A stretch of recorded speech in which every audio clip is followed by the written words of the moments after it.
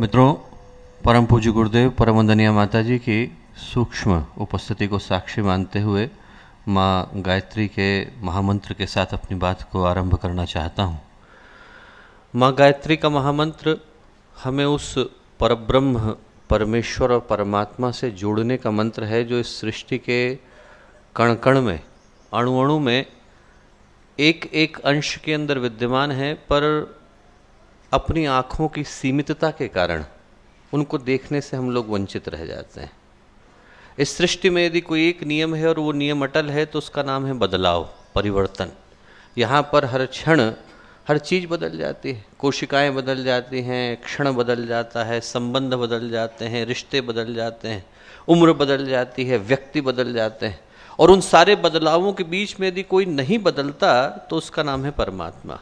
सब कुछ बदल रहा है, पर जो एक चीज़ है जो इस सृष्टि के आदि से पहले और अब तक अहर्निश बिना किसी परिवर्तन के, बिना किसी एक भी बदलाव के शाश्वत रूप से चली आ रही है, तो सत्ता का नाम परमात्मा है। और उस परमात्मा से जुड़ने का जो माध्यम है, अपने मूल उद्गम तक पहुंचने का जो माध्यम है, अपने आदि से जुड़ जाने का जो माध्यम है, वो गायत्री मंत्र है। और जुड़ने के लिए जिस भाव की आवश्यकता होती है वो संदेश गायत्री का मंत्र देता है निरहंकारिता के रूप में। अहंकार न हो, जो भी कुछ घट रहा है, जो भी कुछ हो रहा है जीवन में, अच्छा है, बुरा है, क्रोध है, करुणा है, कृपा है, कोप है, उन सब के पीछे यदि कोई एक शक्ति विराजमान है तो उसका नाम परमात्मा है। हम लोग करने का माध्यम मात्र बनते हैं, यंत्र मात्र बनते हैं, बाकी शक्ति एक ही काम करती है।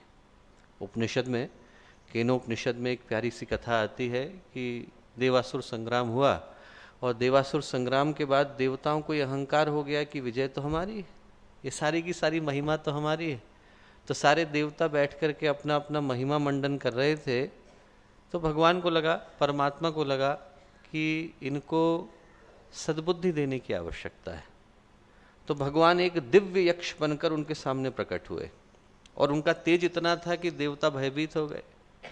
तो देवता भयभीत हुए तो उनने आपस में चर्चा करी कि जाकर के पता लगाया जाए कि ये व्यक्ति कौन है, ये यक्ष जो सामने आकर के खड़ा हो गया है, जिसका प्रकाश हम लोग सहन भी नहीं कर पा रहे हैं, ये कौन है। तो उनने अग्निदेव से कहा कि आप जरा पता करके आइए।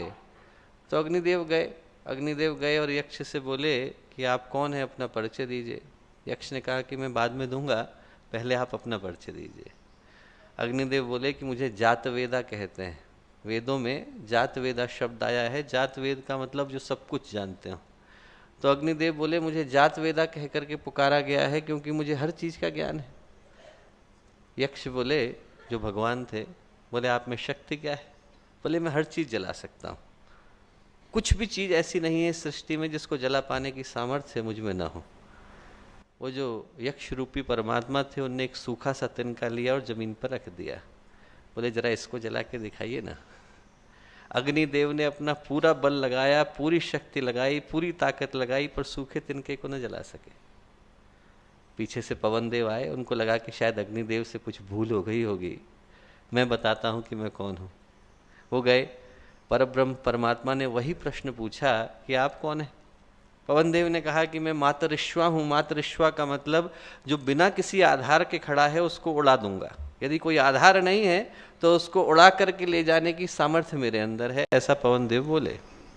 यक्ष बोले जरा इस तिनके को तो उड़ा के दिखाइए। पूरी शक्ति लगा दी वायुदेव ने, पूरी शक्ति लगा दी पवन ने, पूरी शक्ति लगा दी, पर उस तिनके को हिला न सके। इससे पहले कि देवता ये सोचते और समझते कि वो कौन है, भगवान अंतर ध्यान हो गए। तो वो लोग अपनी जिज्ञासा को लेकर माँ गायत्री के पास पहुँचे, माँ भगवती के पास पहुँचे, सद्बुद्धि की देवी, और उनसे पूछा कि वो कौन थे जिनका परिचय हम जान न सके। तो माँ गायत्री बोली, माँ भगवती बोली कि तुम लोग दुर्भाग्यशाली भी हो और सौभाग्यशाली भी हो। दुर्भाग्यशाली ये हो कि जिसके कारण तुम्हारी शक्ति है तुम उसको पहचान न सके, और सौभाग्यशाली हो इसलिए क्योंकि तुम्हें साक्षात परमात्मा को देखने का अवसर मिला। प्रथम विजंचाकार ब्रह्मेति, बोले वो ब्रह्म जो सृष्टि की शुरुआत में था, जिसके कारण हम सभी हैं, उनको देखने का, उनको स्पर्श करने का सौभाग्य तुमको मिला, चाहे अनजाने में ही मिला। माँ भगवती बोली कि उनके कारण आपकी सारी शक्ति और सारा बल है। बोले उनसे जुड़ो। उनसे जुड़ने का जो माध्यम है वो गायत्री मंत्र है। गायत्री मंत्र के पीछे का भाव यही है दोस्तों, यदि हम लोग विनम्रता के साथ इस बात को स्वीकार कर सकें कि हम लोग असमर्थ हैं और सर्वसमर्थ तो एक ही है, उसका नाम परमात्मा है। यदि कोई गायत्री मंत्र की शिक्षाओं को सही से आत्मसात करता है तो इस बात को महसूस करता है, उसको अपनी असमर्थता का और परमात्मा की सर्वसमर्थता का बोध हो जाता है। ब्रह्म ज्ञान के इस उजाले को दूसरों के जीवन में भी फैलाएं।